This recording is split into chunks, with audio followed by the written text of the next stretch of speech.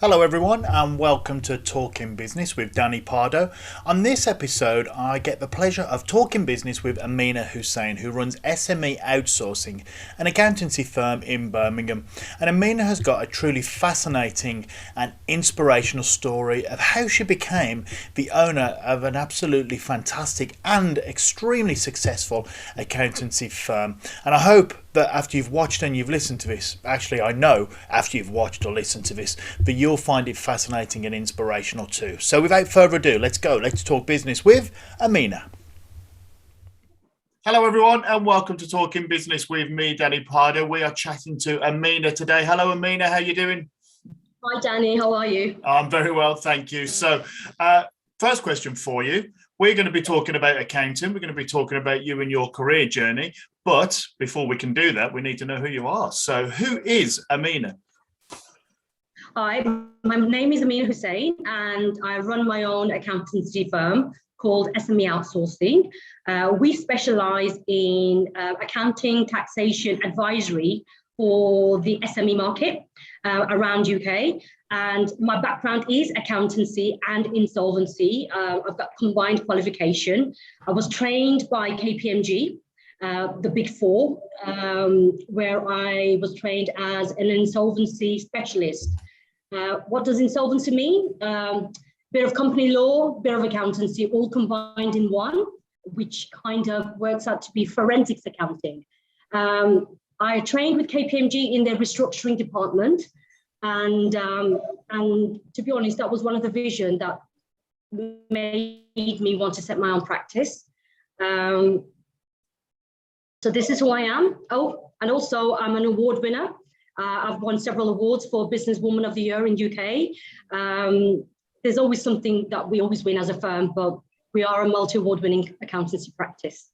And I've seen a lot of that on LinkedIn. There's always some kind of event or something that you're at, being recognised for your hard work and your contributions to SMEs and all other types of businesses. So nice one on all of that. And we're talking here, so you've got 20 plus years experience in accounts, which is a long time. It's longer than a lot of the students of audience listening have actually been alive. So let's go back a little bit to when you were, say, 16, 17, you're finishing school. Did you take the A-level university route? I know you've mentioned KPMG. When did KPMG come into it? So what were those kind of 4 or 5 years of your life like around about that time?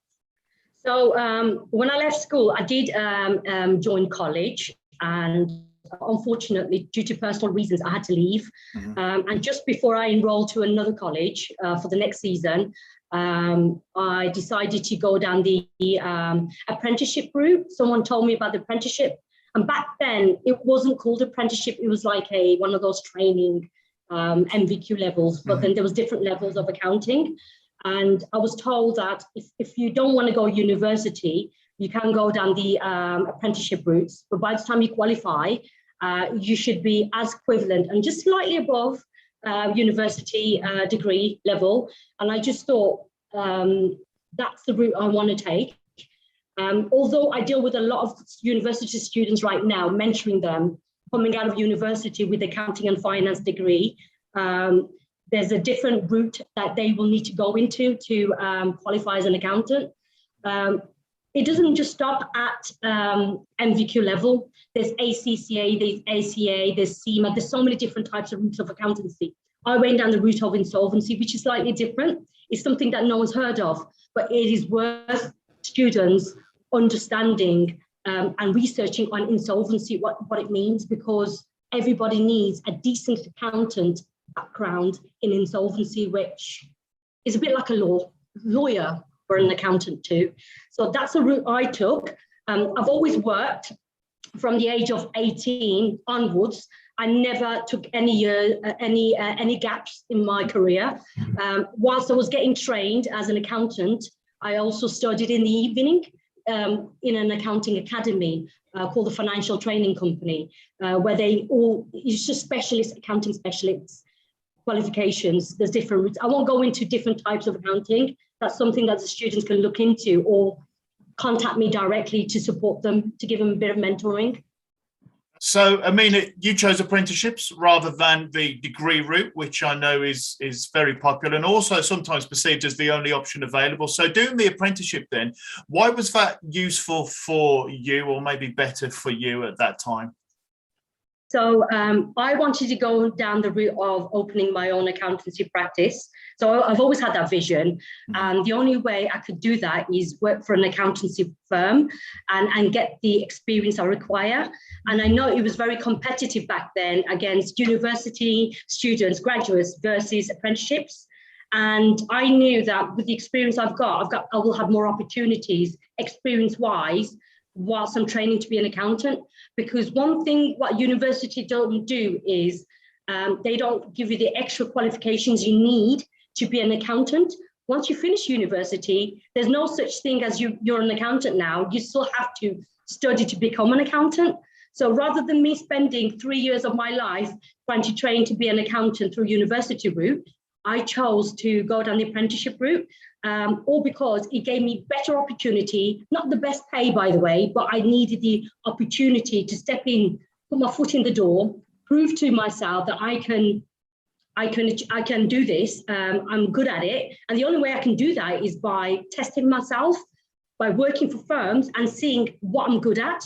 And that's the only way you can get in through the apprenticeship. Whereas if you're a graduate, there's a certain level of expectation already required. And graduate students, I wouldn't recommend them. They can, it's never too late for them to, by the way, become an accountant in a practice, but they just have to do the additional exams that they didn't expect to do. Whereas the accounting apprenticeship routes gets you quicker to be an accountant in a practice, like a chartered accountant, than if you were a university student. I don't want to disregard university students. I don't want them to think that what have they done? Why didn't they choose the apprenticeship route? What I'm trying to say is, for the university students, it's never too late to go down that route. Sometimes they might have to take 2 steps back, eat the humble pie, unfortunately, because they've got all the qualifications and they need to probably attend. If they can't get the graduate scheme, try the level 4 apprenticeship scheme or some kind of scheme to get their foot in the door with an accountancy practice, a firm. If they don't want to be a practice accountant, there's other types of accountants. There's management accountants, financial controllers, credit controllers. These are all accountants. You could even work for the bank. But if you generally want to work in an accountancy practice, and to be honest, the definition of a practice accountant is working for an accountancy practice. Bearing in mind, they all may have the same qualification, but it depends which route they're taking, which experience they're gaining through work experience, that will determine the route they're taking in accounting. Yeah, and graduate programs are traditionally extremely competitive to get onto, aren't there? There's tens of thousands of accounting graduates leaving every year, and there are not tens of thousands of graduate entry-level programs for them to be able to succeed on. And you said there'd be opportunity of getting your foot in the door and how important that is, which is something that I've said many, many times. You know, you've got to get out there, get your name recognized, get those names on your CV, and just build that opportunity there. And you learn by doing that. And now, what are we, 20, 23 years later, or, you know, you've been in the industry for that long.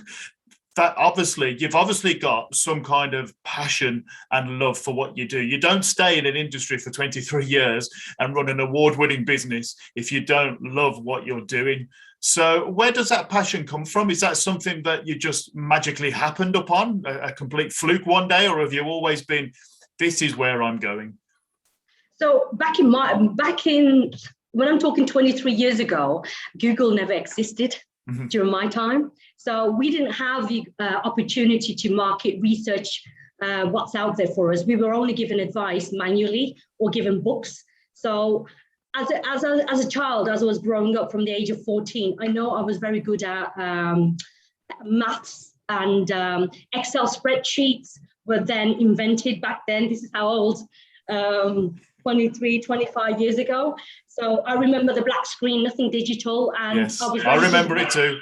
Yeah, and I remember just being very creative with an Excel spreadsheet. There was no software device, no accounting software. It was just all manual. It was all in the head. It was how creative can Amina get with figures. And I had family businesses around me, and they couldn't understand how they were operating financially. And they used to ask me questions. And I was only 14 back then. And they used to say, Amina, create something that we can understand in terms of receiving income and expenditure of a business. And this is how I knew that I was born to be an accountant. It's really weird. It's like you're either born with it or you're not. You can't force yourself to be an accountant. It doesn't work that way. You've got to have the passion. And because I was always creative with numbers, accountancy was never enough for me. I was always craving for other things. This is why I went down the insolvency route, forensics accounting route, because I like to get into nitty-gritty things about resolving issues around finances, people's problems, business problems, disputes. Has anyone stolen money? You know, like the interesting bits. So it's not just accounting I do. If I was just to do bookkeeping all day, God, I would be bored. I would be bored. So I'm just saying that if you get bored, don't give up. Stick to your lane, but add more experience. And don't be afraid to add more qualifications to your CV, because it will give you better opportunities to get what you need out there. And you will be well recognized, and people will actually want you to work for them. Like myself, I have 12 employees at the moment, and I've only had my business for 9 years, and I'm growing that to 25 employees over the next 2 years. So I've just recently moved to a penthouse office, and I do have apprenticeships here. I do have a couple of postgraduates from university too. So I do have a mixture of people, just because I like to give that bit of diverse range of platform for all students to join us. There's like 5 seniors, and then the rest are juniors.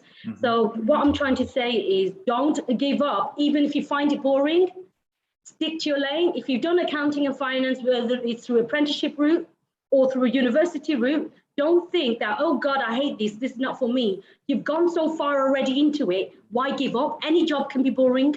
And the reason why I find it fascinating with numbers is because I get to do advisory. I get to help people, businesses grow. And the only way you do that, you need experience. You can't just wake up one morning and say, it's right, I'm going to be a business advisor. It doesn't work that way. You need experience with accounting to be a very good consultant. Think ahead, think where you're going to be in 5 to 10 years. And as long as you know where you're going to be in 5 to 10 years, stick to the road. I tell all students, if you find something boring, just change it slightly, but don't just go off and decide that accountancy is not for you. I've had students who work for me saying, here's my resignation, I don't want to do accounting anymore. And I've actually managed to persuade them to say, you are very good at what you do. You're just getting bored at your role. Let's try and enhance it. Let's start building you into other roles as well, just to give a bit of interest in your job. So never be afraid to ask your employer once you're in, I want more. This is what I did. I never settle for anything small or less. And if it did get boring, I asked for more. And employers recognize that. And what they do, they open the door for you and they give you more opportunities. And before you know it, you've got your 20 years experience, you want to go and open your practice, or you want to work for the Big Four as a partner. And accountancy is one of the most generous role in terms of earning point of view. Again, students, I always say, don't ever value yourself at any level. You need the experience behind you. You can be worth 18,000 a year. You could be worth 800,000 a year. It depends how resilient you are and how well you stick to your role and how well you enhance your skill sets. And you've completely answered that question of, is accounting and finance boring, which is what I was going to ask. I think the answer is a clear no. And the perception that you do just stare at numbers all day, and maybe you might like that. And if you don't, like you say, you know, there's plenty of opportunities within organisations to be able to move there. You said you're hiring quite a few people over the next few years, then your growth So you're doubling in size then in 2 years' time, which is absolutely stunning. It goes against all the media perception of the doom and gloom that we're seeing out here. And that's a credit to what you're doing there. What are you looking for when you're hiring these new employees? Are there certain key traits you're looking for when people apply, or when you've got somebody sitting in front of you for an interview? So over the last 9 years of my business, I had to grow my business organically. So as I was earning and gaining more clients, I took on staff at training level. And training staff is the most hardest thing. Don't ever think that the staff are doing you a favor. It's actually a sacrifice for an employer to invest time into their employees. And if an opportunity is given to students, just take it at any level, because I've now recruited, my senior staff have been with me for 8 years and they haven't left, and they were once apprenticeships.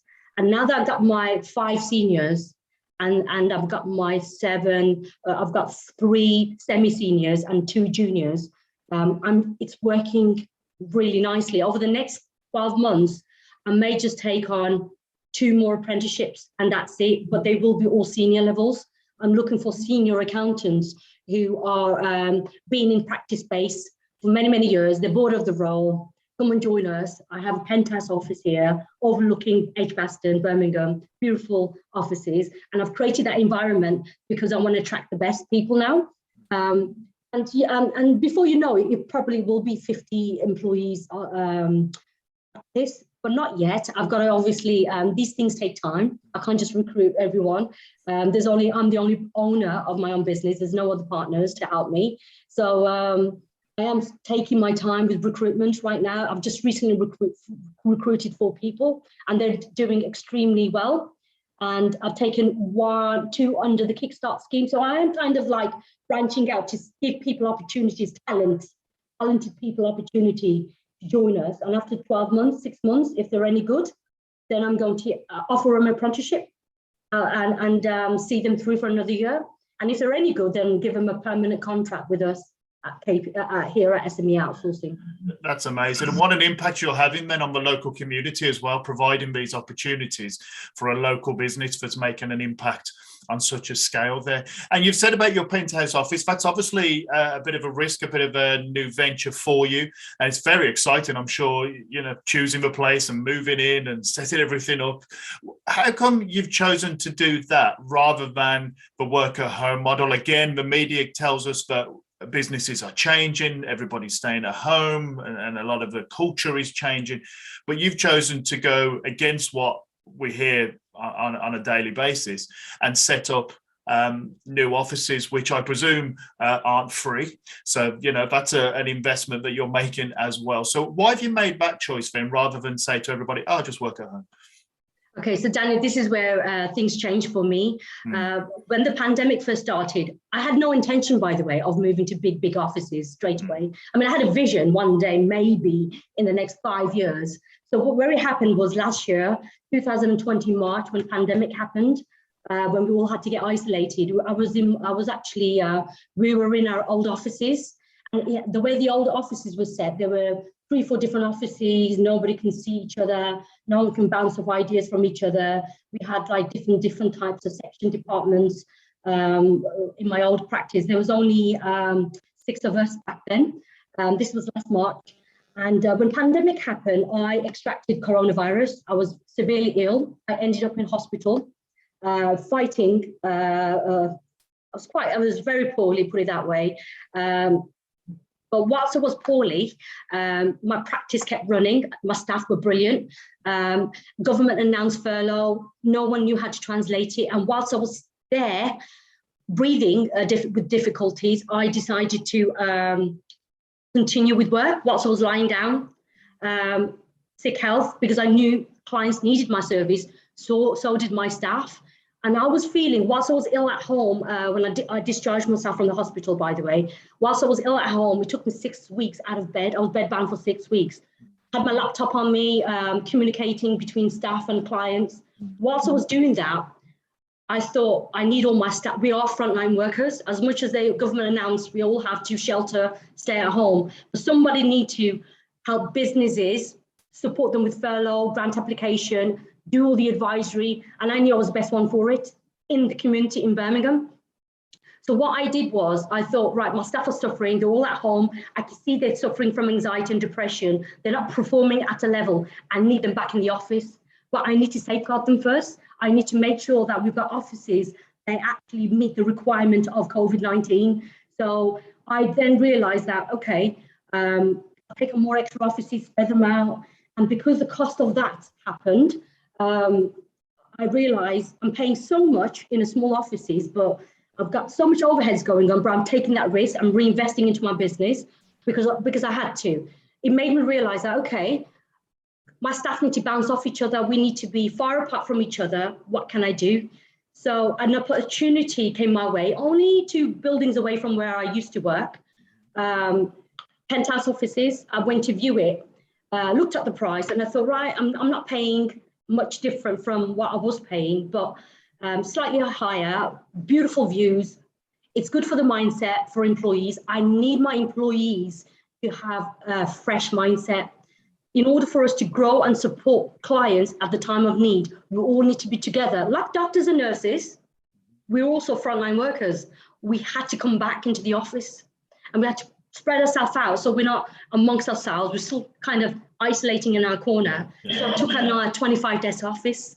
So I've taken on a 25-desk office, 1,200 square foot, for 8 staff.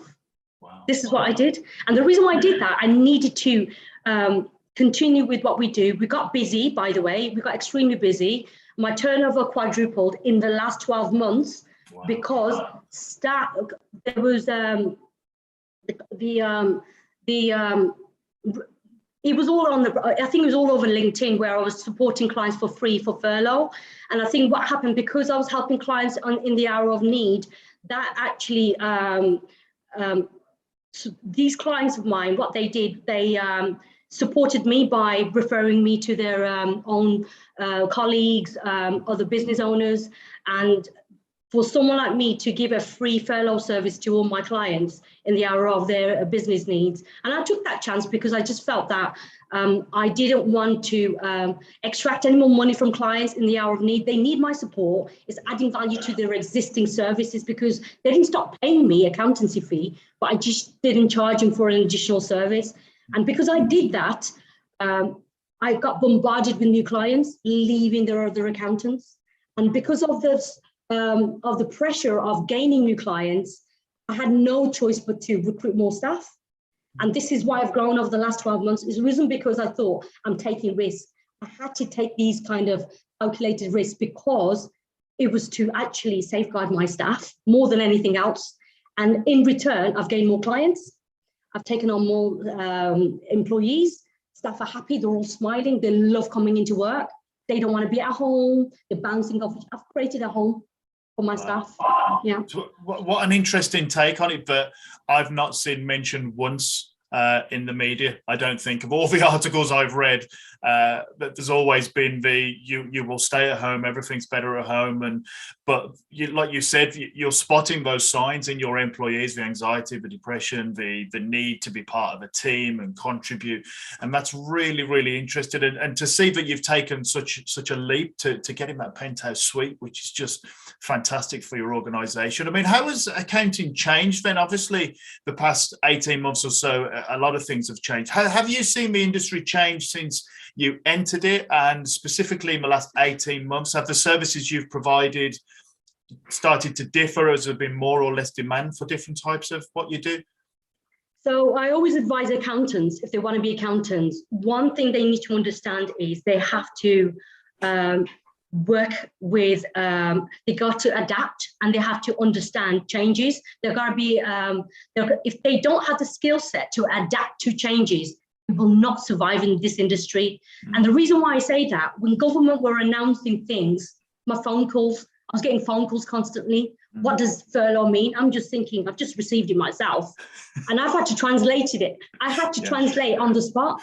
And because I had the skill set to translate, that's what made me more stronger as an accountant, probably one of the strongest in Birmingham right now, because I just understood what was required furlough calculations. No one's ever heard of furlough. I had clients ringing me to say, well, how much am I getting from the government? And how does it affect my business? Am I going to survive? And because I had the advisory skill set, that's what made me a bit more stronger than any other accountant, because I can support businesses, local businesses. So the question you've asked regarding what changes, how it's impacted our business. Well, everything's changed about accounting. Furlough came along, destroyed everybody. Our accountancy practice, it took over. Furlough took over HM Revenue and Customs. Furlough took over accountancy practice, but not forgetting, we still have to do VAT returns, accounts preparations. We're going to meet every other deadline, deal with furlough. We're overworked. And I felt that my staff were on a breaking point. And for me to constantly give team meetings after team meetings to motivate my staff, because you've got to motivate the team. If you don't motivate the team, they'll leave. They'll leave you and you'll be stuck with clients that you can't support because there's too many to support. So it was a scary process. It was a very challenging time for us. And not forgetting COVID, the actual illness itself. I saw staff, as soon as one extracted it, we all had to go back home and isolate. I'm still working from my office, home office. It was challenging. January 2021, when it was at tax return deadlines, we had to meet. 4 of my staff extracted coronavirus, and they were severely ill at home. So whilst that was happening, I still had to carry the fort. So as an owner, thank God I understand how to do accounts. Thank God I understand how to do payroll. I had to roll my sleeves up and get my hands dirty, because being an owner, just sitting there, doing your makeup, getting your hair done, it's not enough. You've got to really know when to step into your own business and step into your staff role and make sure that the service you provide to your clients is needed. So it has been the most hardest 18 months in my entire accountancy experience I've ever, and I've survived it, and I've grown, and I'm planning to grow. And now that the hardest bit's over, we've prepared ourselves now. We're a bit more resilient, bit more prepared, bit more paying attention to what the government's announcing, or looking at the stats of where the virus is changing us, because again, you got to keep up with social media. You got to keep up with media to see who's ill or what the government. It's like you got to predict things in advance before the government. And I know it sounds a bit ironic, but you have to. You can't. No one can predict the future, but you've got to be very good at statistics. Predicting that, okay, certain number of people have illnesses, there might be another lockdown. The amount of times I predicted lockdowns over the last 18 months, it's like I knew how to prepare my clients. I knew how to prepare my staff in advance. I had to ride the storm, put it that way, and we've done it. Yeah. Well, I think you've done a lot more than just survived and riding the storm, so to speak. I think you know your successes, because of what you can do, is a credit to you. As we roll towards the end here, I'm curious with regards to, because you're a business owner, you're obviously loving what you're doing. I think a lot of people would think, yeah, but you work for KPMG. Why would you ever leave KPMG to run your own business? What is it about running your own business that's really kind of lit that fire under you 9 years ago? And also, how you're feeling about the next year or so when you're growing and expanding? Are you nervous? Are you excited? Are you apprehensive? Right, okay. So before KPMG, I used to work for small organizations, small boutiques, where I was gaining skill sets of running a practice. So I always knew what a practice looked like. So when I joined KPMG, large corporate firms, beautiful penthouse offices, by the way. That's where I got my inspiration from. Whilst I was there, there was a lot of, it was very difficult to get the promotion you needed. And I knew I was getting frustrated, because I knew that I had so much to offer, even to KPMG. And I knew that my voice wasn't being heard at KPMG. So we were just a number amongst thousands of people. It's brilliant for CV, and yes, they teach you resilience. They teach you how to be strong in your role, because 5 o'clock in the evening, they will give you something to complete by 9 a.m. in the morning, and you spend all evening till 4 a.m. meeting their deadline. That's what KPMG taught me. So whilst I was doing all those hours and traveling to certain destination, it made me think that with everything I'm doing right now, imagine I had my own practice. Would I be working those long hours till 4 in the morning? And that's what inspired me, thinking I've got so much to offer. I can translate legislations. I want to be more client facing. I want to connect with the SMEs, because KPMG, we were dealing with multi-million, billion-pound companies, blue chip companies. And it was like, we never saw light. It was like we were in a bubble, which we couldn't get out of. Whereas there was more to KPMG for me. There was a world of SMEs. This is why I created SME Outsourcing, to support SMEs up to 10.2 million with workforce, how to grow their business and give them all the accountancy needs, everything that they need, tailor-made services to meet their accounting needs. So the reason why, I knew there was a niche for me automatically, not because I'm just an accountant, because you won't survive if you're just an accountant. How are you competitive? What makes you different from the rest of the accountants? What are you offering to your clients that no one else is? And what came with me was knowledge, insolvency, restructuring, accounting, forensics experience, all combined, 14 years of experience before I set my own practice. So I knew what I was doing, but I knew I had to take the leap, the pay cut, all of that. It was quite painful, but I knew that I'll give myself 18 months and see if it all fails, I'll just get myself a job. What else can you do? So, but within 18 months, I managed to take on offices. So the office environment thing where you talk about is working from home. I think I must have worked from home for 3 months into my business. Okay. Then I acquired, I actually had 10 clients already on board, enough for them to cover the overheads of me paying for my bills in an office. So I got myself into an office where I can be office client-facing base. It was a bit more professional. And before, within 6 months, I gained 50 clients. And then I just continued to just grow. I mean, I had doubts, am I doing this right way? I had good mentors around me. My ex-bosses were around to support me. It's very, very important that you have a good set of mentors to support you. You can't do it on your own. There's no such thing you can do it on your own. You need outsiders supporting you and telling you where you're going wrong, or encouraging you, or supporting you, applauding you. You need all of that. So 6 months into it, I recruited my first employee, 6 months into starting on my own, whilst I wasn't taking much pay cut. As long as I was taking what I needed to take home, the rest of my money I reinvested.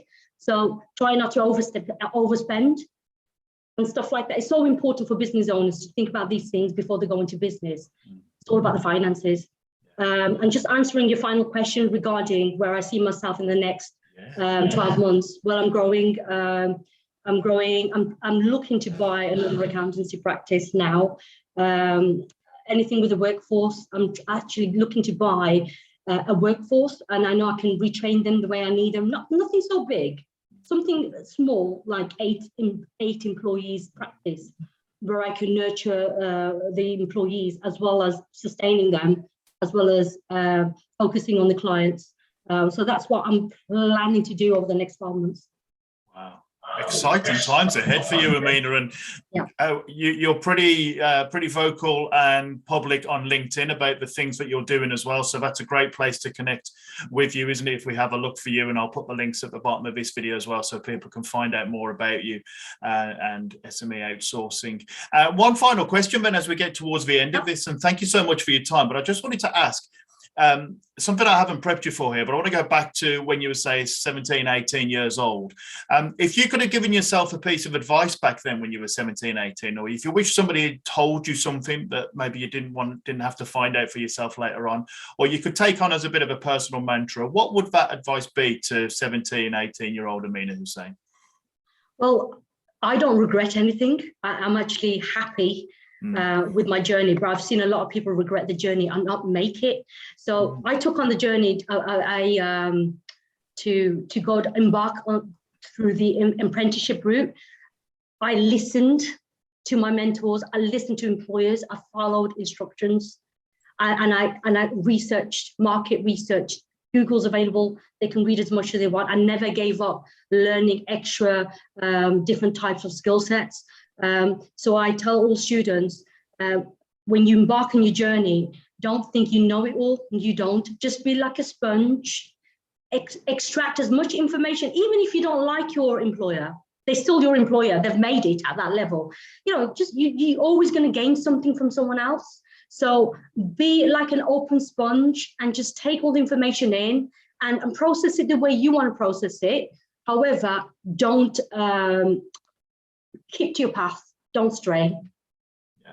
Wow, fantastic. Amina, there's so many bits to take away from this, and your advice is just absolutely stunning. Your passion and your energy and your enthusiasm comes through, not only for accounting and finance, but also helping people. And thank you so much for what you're doing for the community and what you're doing today by sharing your advice and giving back. Really do appreciate it. Stay on the line for a second or two if you wouldn't mind. But for now, I will say, thank you, Amina. Appreciate you talking business, and we'll see you again. Thank you. Bye-bye. Bye. Thank you, Amina, for sharing your story with me. I really do appreciate you taking the time to do it. And I told you, everybody, fascinating and inspirational. So, Amina, cheers and all the best to you, your employees and your organisation. And to everybody else, thank you so much as well. Appreciate the likes, the rates, reviews, especially the reviews, the new subscribers, and you can say hello on all over the social medias as well. And until next time, thank you very much and a cheerio.